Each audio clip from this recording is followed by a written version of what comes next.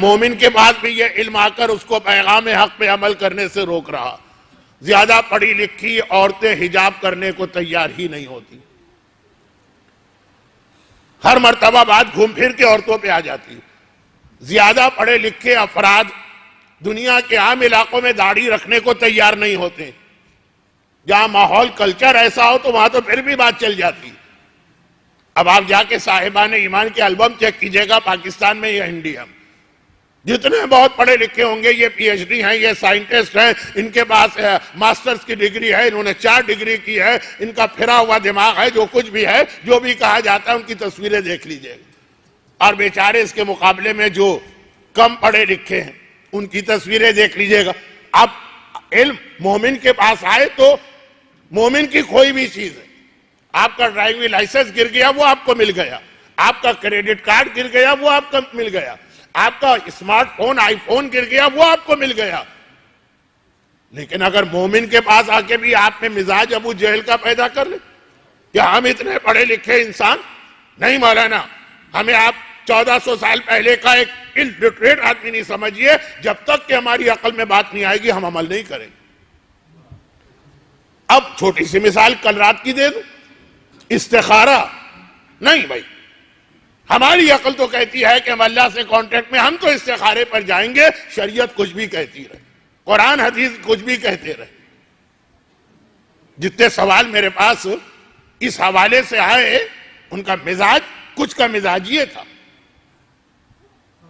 اور اس میں جو 2-4 باتیں کہی گئیں کہ بھائی ہم نے تو ڈائریکٹ استخارہ کیا اور اتنا فائدہ ہوا. ذاتی فائدے کی بنیاد پہ احکام خدا نہیں بنا کرتے. ایک صاحب کہیں میں فلاں بیماری میں تھا، میں نے شراب پی، مجھے تو فائدہ ہو گیا، میں تو کہوں گا سارے مراجع کے فتوے بھاڑ میں جائیں، میرے نزدیک تو یہ چیز اچھی چیز ہے. یہ کوئی طریقہ ہے دین کو سمجھنے کا؟ لیکن خیر، مجھے کیا ضرورت ہے اتنا جوش میں آنے کی؟ میرا کوئی مسئلہ ہی نہیں.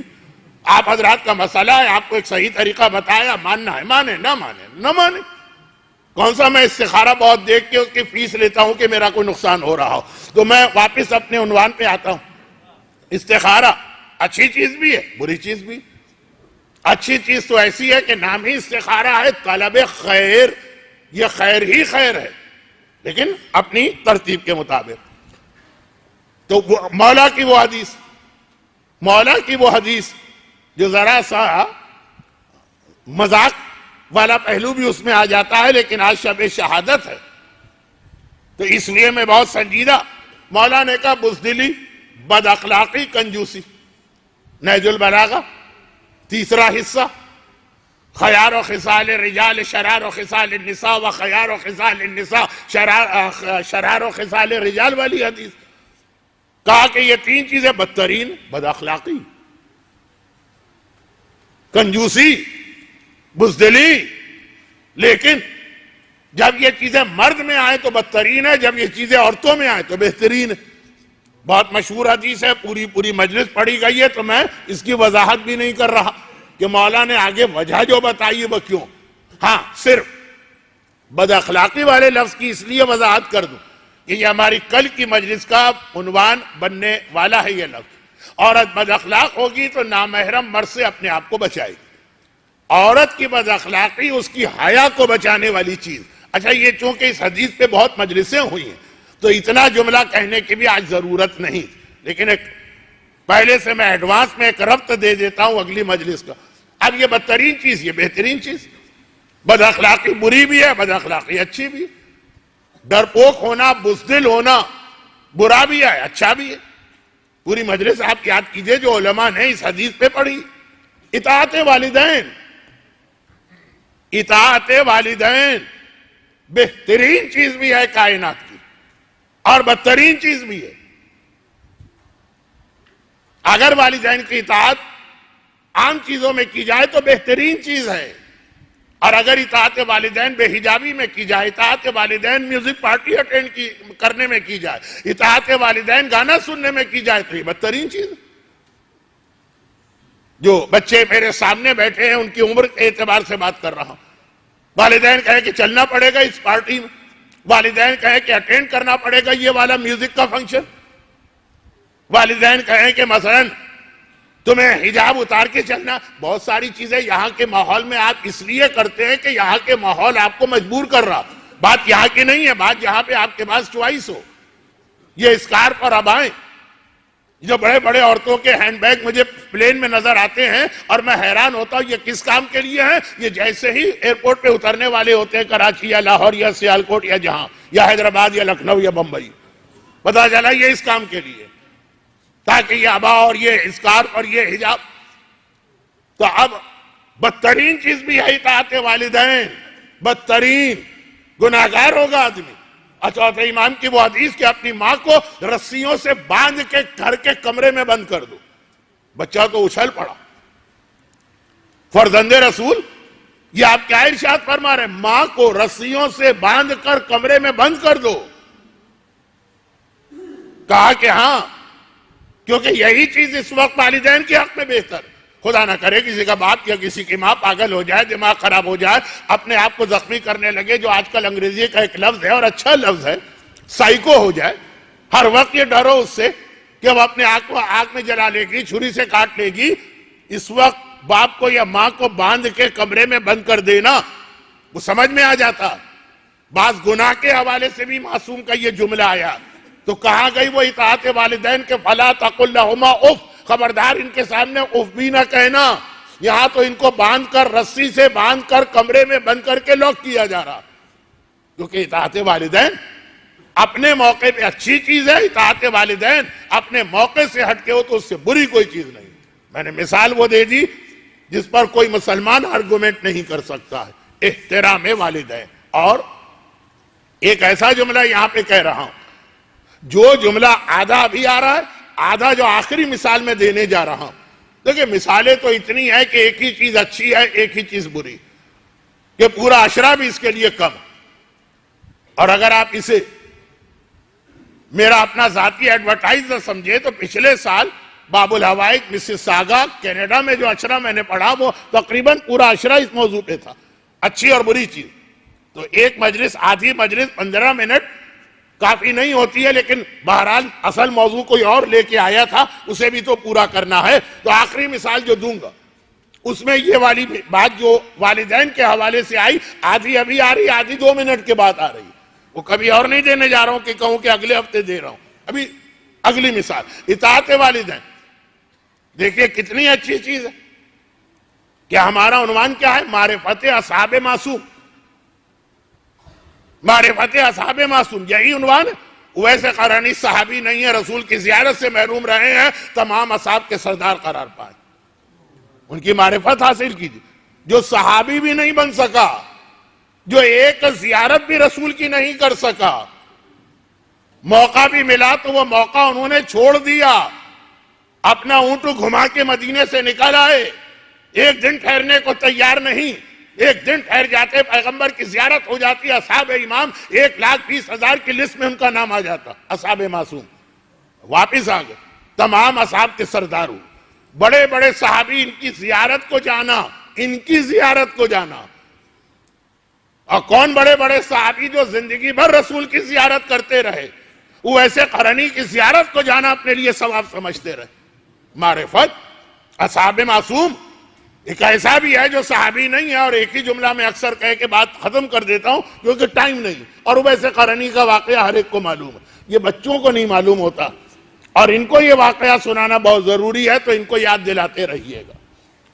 لیکن فی الحال تو میرے پاس وقت نہیں ہے 4 موضوعات آج کی اس 40-50 منٹ کی مجلس میں جمع کرنا. ویسے قرنی ایک ہی جملہ کہتا ہوں، جب مولا صفین کی لڑائی کے لیے جا رہے تھے اور سارا لشکر تیار تھا اور لشکر کو لے کے کوفے سے فوراً باہر نکلے، تو اس کے باوجود رک گئے. اور لوگوں نے کہا یا امیر المومنین کیوں رک گئے؟ کہا کہ ابھی میرا ایک سپاہی باقی ہے، میں اس کا انتظار کر رہا ہوں. اللہ اللہ، وہ کون سپاہی ہے جس کا انتظار امام علی کر رہے ہیں؟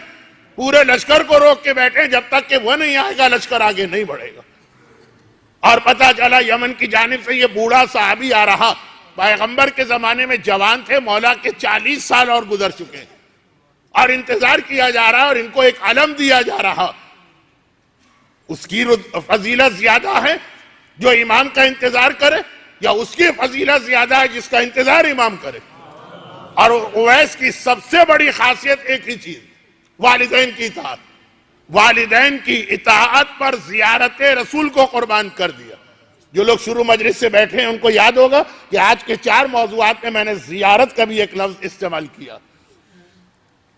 اب یہ والدین کی اطاعت بہترین چیز ہے اور بدترین چیز بھی، اور جیسا کہ میں نے کہا فوراً میں آخری بات پہ آ رہا ہوں۔ آخری کا مطلب یہ نہیں ہے کہ اسلام میں یہی 6 چیزیں، آج کے موضوع کے اعتبار سے اب آخری بات، اب ہمیں آگے بڑھنا ہے، وہ آخری بات جو کہ بہت اہم، یعنی جتنی میں نے اب تک مثالیں دی ہیں وہ سب اس میں آ جاتی ہیں۔ کاش میں شروع سے ہی یہ ایک بات کہہ دیتا تو میرے پاس اور زیادہ وقت مل جاتا اپنے باقی موضوعات پہ بات کرنے۔ آخری چیز، بہترین چیز، بدترین چیز، بہترین چیز، بدترین چیز، مستحبات و مکروہات کی پابندی۔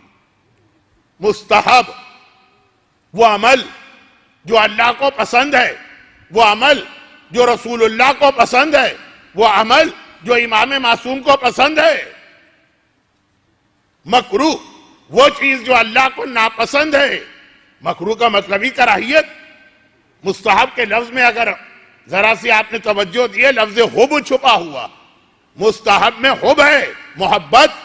کسے محبت ہے مستحب سے؟ اللہ کو۔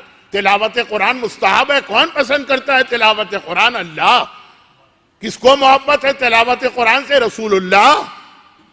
کون اتنا عاشق ہے تلاوت قرآن کا کہ شب عاشور پوری رات کی مہلت لی اور تلاوت قرآن کرتا رہا؟ ہمارا امام معصوم۔ مستحب اسے کہتے ہیں۔ اور مکروہ کراہیت، کسے کراہیت آتی ہے؟ اللہ کے رسول کو۔ ہمارے ہاں تو مزیدار ڈشز میں سے ایک ڈش ہے کہ کلیجی کھانا یا گردے کھانا۔ کراہیت کس کو ہے؟ رسول اللہ کو۔ کراہیت کس کو ہے؟ امام معصوم کو۔ لیکن یہی بہترین چیز ہے، یہی بدترین چیز۔ پوری روایت شہید دست غیب نے اپنی کتاب استعاذہ کے ایک چیپٹر میں نقل کی۔ استعاذہ یعنی how to protect yourself from شیطان، اپنے آپ کو شیطان سے کیسے بچاؤ۔ تو وہ تو ایک الگ کتاب ہے، پورا ایک الگ عنوان ہے، پورا ایک الگ اشرا۔ لیکن مستحبات و مکروہات بہترین چیز ہے اور بدترین چیز ہے، یہ میرا نظریہ نہیں ہے، ایک حدیث امام ہے جس کا حوالہ پورا وہاں پر ہے، میں مختصر بات کر رہا ہوں۔ یہی سوال کسی نے امام سے پوچھا، مولا بہترین مومن کون ہے؟ کہا جو مستحبات و مکروہات کی پابندی کرتا ہے۔ اور مولا شیطان کا شکار کون ہے؟ کہا جو مستحبات و مکروہات کی پابندی کرتا۔ سننے والا مجمع، سوال کرنے والا راوی اتنا ہی حیران ہو گئے جیسے کل لقمان کا آقا حیران ہوا تھا کہ کل میں نے کہا تھا اچھی چیز پکاؤ تب بھی یہی زبان آ گئی، آج کہا تھا بری چیز پکاؤ یہی زبان آ گئی۔ ایک جملہ میں کہہ دوں، ذرا مذاق کا انداز بھی ہے اور ذرا سا ایک اعلان بھی ہے میری جانب سے۔ چونکہ میں کئی سالوں کے بعد آپ کی خدمت کے لیے آیا اور بہرحال مجھ سے محبت کرنے والے بھی بہت سارے لوگ، تو 10 دن میں 10 ہی دن ہوتے ہیں، 10 دن میں 15 دن تو ہوتے نہیں۔ تو اتنے سارے مومنین کی خواہش تھی، بعض بچیوں کی خواہش تھی کہ مولانا کچھ ہمارے ساتھ بیٹھ کے کچھ کھا پی لیں، جس کو آپ دعوت کہیں، میں یہ ہمیزہ میں دعوت نہ کہوں، مومن کا دل خوش کرنا۔ میں نے سب سے معذرت کی کہ پہلے سے ہی، میرے آنے سے پہلے ہی، جو ذرا ہوشیار لوگ ہیں نا وہ میرے آنے سے پہلے ہی وعدے لے چکے تھے۔ امام کے آنے سے پہلے تیاری کرنے والا فائدے میں رہے گا، امام کے بعد آنے کے بعد تیاری کرنے والے کے لیے مسئلہ ہوگا۔ اب یہ بھی ایک عنوان۔ تو بہرحال کسی ایک مومنہ نے کل کی مجلس کے بعد مجھے پیغام بھیجا کہ مولانا نہیں ہمارے گھر تو آپ آ جائیے۔ میں نے معذرت کی، کہا یہ ہماری گارنٹی کے زبان نہیں پکائیں گے۔ خیر وہ میں نے اپنی اچھی اور بری چیز نہیں بتائی لقمان کی۔ تو اب لقمان کا آقا جتنا حیران ہوا اس سے زیادہ اصحاب امام حیران۔ یہ زبان تو کھانے پینے کی ایک چیز ہے جو پرسنل چوائس ہوتا، مستحبات و مکروہات تو پارٹ آف دا ریلیجن ہے۔ امام سے کہا مولا ہم نہیں سمجھے، بھائی نتیجہ کیا نکلا یہ بتائیے، مستحبات کی پابندی کریں کہ نہ کریں، مکروہات سے اپنے آپ کو بچائیں کہ نہ بچائیں؟ آپ نے ایک وقت 2 باتیں کہہ دی، سورہ محمد کی آیت کی میں نے 4 دن تلاوت کی تھی، اے ایمان لانے والوں اللہ کی مدد کرو، اور السلام علیکم یا انصار دین اللہ، اصحاب کربلا کو ہم آج بھی کہتے ہیں کہ اللہ کی مدد کرنے والے۔ اسی سورہ محمد کی یہ آیت جو میں پڑھ بھی نہیں رہا ہوں کیونکہ وقت نہیں ہے، ابھی تو 4 موضوعات میں سے پہلا بھی شروع نہیں ہوا، لیکن جلدی کیا ہے رسول یہ تیرے پاس پوری توجہ کے ساتھ بیٹھتے ہیں پورا وقت، باہر نکال کے کہتے ہیں ماذا قال آنفا، یہ رسول کہہ کیا رہے تھے، ہماری سمجھ میں تو کچھ نہیں آیا۔ امام کے بعد بیٹھنے والا مولا آپ کہنا کیا چاہ رہے ہیں، مستحبات کہیں کریں کہ نہ کریں، ایک جملے میں یہ بات کہی، دوسرے جملے میں یہ بات کہی۔ امام نے کہا اگر کوئی پہلے واجبات کا خیال کر کے پھر مستحبات کی پابندی کرے، اور پہلے اپنے آپ کو حرام سے بچائے اور پھر مکروہات سے بچائے، تو یہ بہترین عمل وہ کر رہا ہے اللہ کو پسند آنے والا۔ اور اگر کوئی واجبات کی پابندی تو نہیں کر رہا، اب مستحبات کے پیچھے لگا ہوا، حرام سے تو اپنے آپ کو نہیں بچا رہا اور مکروہات سے اپنے آپ کو بچا رہا ہے، تو یہ شیطان کا شکار ہو چکا۔ مستحبات و مکروہات بہترین چیز ہے واجبات و حرام کے سسٹم کے بعد، اور بدترین چیز ہے واجبات و حرام کو چھوڑ کر۔ اب مجھے یاد ہے کہ امام بارگاہ علی رضا کے ممبر پہ میں نے اس کی ایک مثال بھی دی تھی، بہت ہی لائٹ انداز میں، جو آج کی رات اچھا تو نہیں لگ رہا ہے، شہادت کی رات ہے، کیا والنٹیئر صاحب آ کے کھڑے ہو گئے ہیں، کیوں ذرا لوگوں کو ادھر ادھر کرنا، چلیں ٹھیک ہے، وہ ہمارے والنٹیئر آ کے وہاں دروازے پہ ہیں، تو شاید ان کا پیغام یہ ہو کہ دیکھیے ادھر ادھر کتنی جگہ خالی ہے۔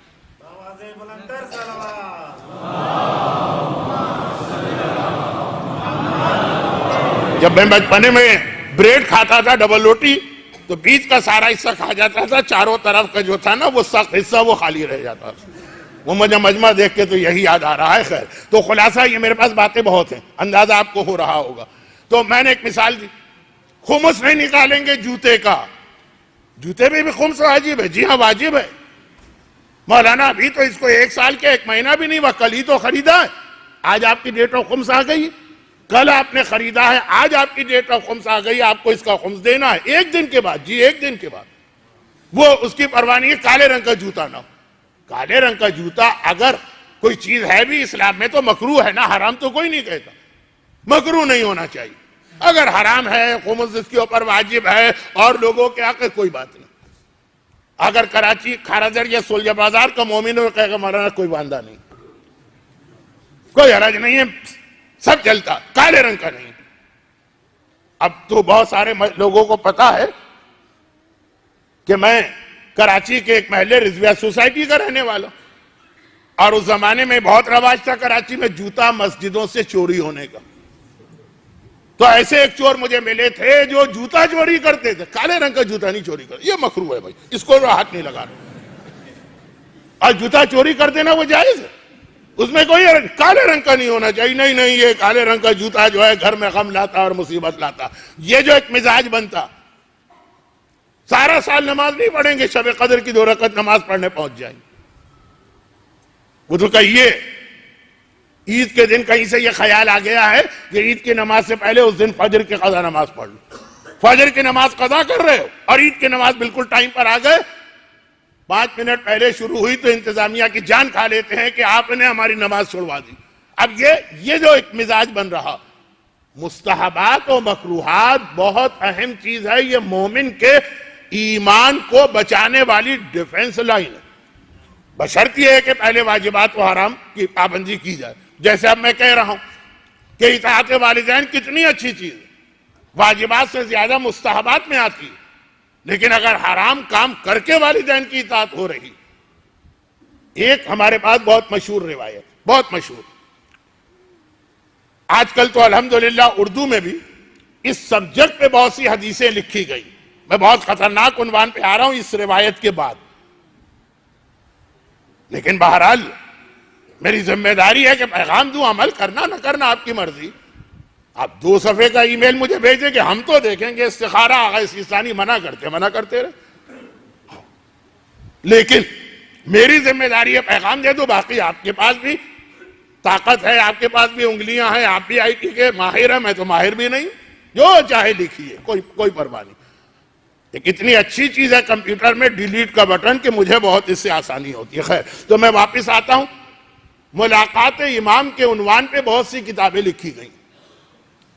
ان میں یہ واقعہ سب میں ملے گا کہ ایک بیٹا ریگولر شب جمعہ کربلا میں آقا حسین کی زیارت کے لیے جاتا تھا کیونکہ اس کا گاؤں کربلا سے بہت قریب تھا, 40 میل 50 میل. اب ایسے آدمی کا تو دل چاہے کہ روزانہ کربلا کی زیارت کر کے آ جاؤ, لیکن نہیں. باپ اس کا بوڑھے ہونے کی وجہ سے ذرا ہینڈی کیپ ٹائپ کا تھا, وہ بستر پہ رہتا تھا, واش روم وغیرہ جانا ہے تو بیٹے کی مدد چاہیے. بیٹا خدمت میں لگا ہے باپ کی.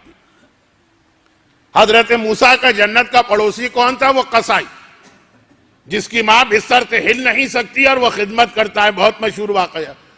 اور یہ امام زمانہ کے جد آقا حسین کی زیارت کی بات ہو رہی ہے.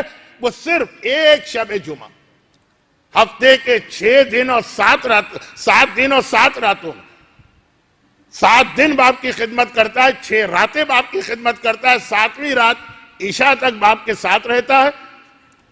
فجر سے پہلے واپس آ جاتا ہے باپ سے اجازت لے کہ بابا آج شب جمعہ ہے, دنیا بھر سے زائرین آقا حسین کی زیارت کو آئیں اور میں کربلا سے 40 میل 30 میل دور رہوں اور آج بھی زیارت نہ کروں. شب جمعہ آسمان سے فرشتے اتر کے آتے ہیں, 1,24,000 انبیاء زیارت کے لیے آتے ہیں, پورے 11 امام زیارت کے لیے آتے ہیں. حاجی علی بغدادی کا مشہور واقعہ جو مفاتی میں بھی ہے 7ویں امام کی زیارت میں اور ملاقات امام کتاب میں بھی ہے کہ جب وہ کاظمین کی زیارت کے لیے جا رہے تھے اور راستے میں ان کو زمانے کے امام مل گئے. اس وقت تو نہیں پتا تھا کہ یہ امام ہے, بعد میں پتا چلا. تو پوچھا کہ ایک روایت پڑھی جاتی ہے یہ صحیح ہے کہ غلط, کہ لوگوں نے رات کو دیکھا کہ نور کی ایک سواری یا اماری آسمان سے اتر کے زمین کی جانب آ رہی, اور ایسا اس اماری کا جاہو جلال ایسا کہ سوال کیا یہ سواری کس کی ہے؟ کہا کہ یہ رسول کی بیٹی فاطمہ اور ان کی ماں خدیجۃ الکبریٰ کی سواری. یہ کہاں جا رہے ہیں؟ سواری کہاں جا رہی؟ کہا کہ سواری یاد نہیں, آج شب جمعہ شہزادی کونین اپنی مادر گرامی کے ساتھ اپنے لال حسین کی زیارت کے لیے جا رہے ہیں. تو 1,24,000 انبیاء 11 امام اور تمام ملائکہ اور خود شہزادی اور خدیجہ طاہرہ زیارت کے لیے جاتے. تو آپ کہیں گے کہ 11 امام کیوں کہا؟ کیونکہ 12ویں امام پہلے سے کربلا میں وہاں کھڑے ہوتے جہاں پہ آپ کو یاد ہوگا ایک مقام صاحب زمان ہے دریائے فرات کے کنارے, وہاں کھڑے ہو کے ان کا استقبال کرتے ہیں.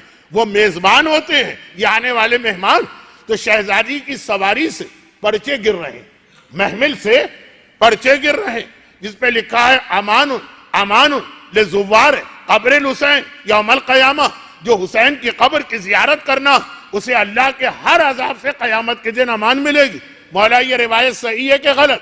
حاجی علی بغدادی زمانے کے امام سے پوچھ رہے ہیں. امام کی آنکھوں میں آنسو آ گئے, امام رو رہے ہیں اور کہہ رہے ہیں کہ بے شک میرے جد کی زیارت کرنے والے کا اجر و ثواب تو اس سے بھی زیادہ ہے.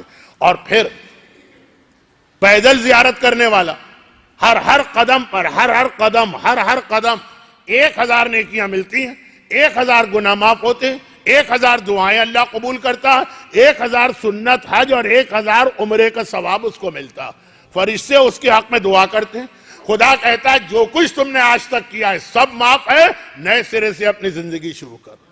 اب یہ الگ بات ہے کہ نئے سرے سے زندگی شروع کرنے کا مطلب یہ لوگ لیتے ہیں دوبارہ شرابیں پینا شروع کر دو, دوبارہ بے حجابی اختیار کر لو, دوبارہ لوگوں کا حق کھانا شروع کر دو. یہ کوئی تھوڑی مطلب ہے نئی زندگی کا. لیکن چلے, نئی زندگی کا لفظ قرآن کا لفظ ہے, قرآن